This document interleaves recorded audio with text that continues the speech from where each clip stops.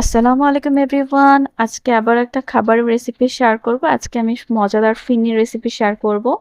আর বাবু খুব পছন্দ করে, বাবুর জন্য আজকে ফিন্নি রান্না করব। এখানে পোলার চালটাকে ভালোমতো ধুয়ে নিয়েছি। এরপর একটা ছাঁকনিতে আমি এখানে রেখেছি পানিটা ঝরানোর জন্য। পানিটা ঝরে গেলে যখন শুকিয়ে যাবে চালটা, তখন আমি ব্লেন্ড করে নিব, গুঁড়ো করে নিব। আপনারা চাইলে যদি চান যে গুঁড়ো না করতে, সেটাও করতে পারেন, কিন্তু আমি এখানে একটু গুঁড়ো করে নিচ্ছি।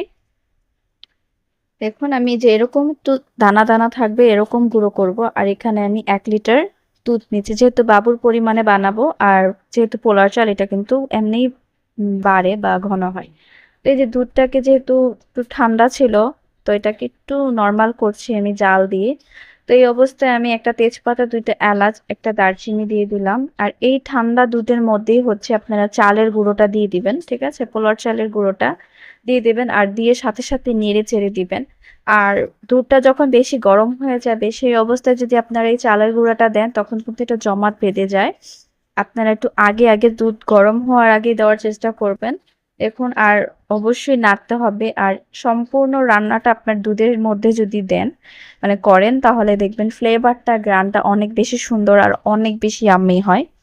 তা আমি পুরো পারফেক্ট ফিরনি রান্না করছি আজকে, মানে পুরো বিয়ে বাড়িতে যেরকম করে রান্না করে সেভাবে রান্না করছি। আর এত সুন্দর স্মেল আর মানে গ্রান বের হয়েছিল, অনেক সুন্দর একটা গ্রান বের হয়েছিল।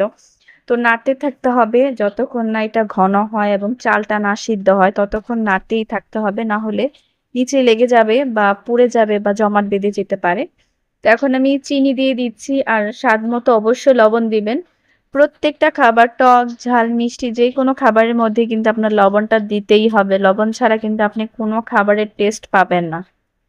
পারফেক্ট টেস্টের জন্য লবণ দিতেই হবে।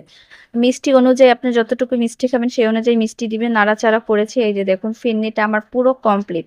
আর কত সুন্দর ঘন হয়েছে, যেমনটা বাবু পছন্দ করে তেমন ভাবে আমি রান্না করেছি। এখানে পুরোটা দুধ থাকবে, দেখুন। আর এই গরম অবস্থায় আমি হচ্ছে আপনাদেরকে খেয়ে দেখাবো। আর বাবু তো অনেক মজা করে খেয়েছে। তো এখন আমি নিজে আপনাদেরকে একটু, প্রথমেই আমি নিজে খেয়ে শেয়ার করি। দেখুন, আমি এই যে বাটিতে কিন্তু গরম ফিরনি নিয়েছি, আর প্রচুর গরম। এই গরমটাই আমি একটু একটু করে টেস্ট করে দেখাচ্ছি। আর আপনাদের যাদের খেতে মন চাচ্ছে, তারা একটু বাসায় রান্না করে খাবেন, অনেক বেশি মজা। আসলে আমার যখন যেটা মন চায় বা বাবুর যেটা মন চায় সে বলে, আমি তখন রান্না করি। সবাই ভালো থাকবেন, আল্লাহ হাফেজ।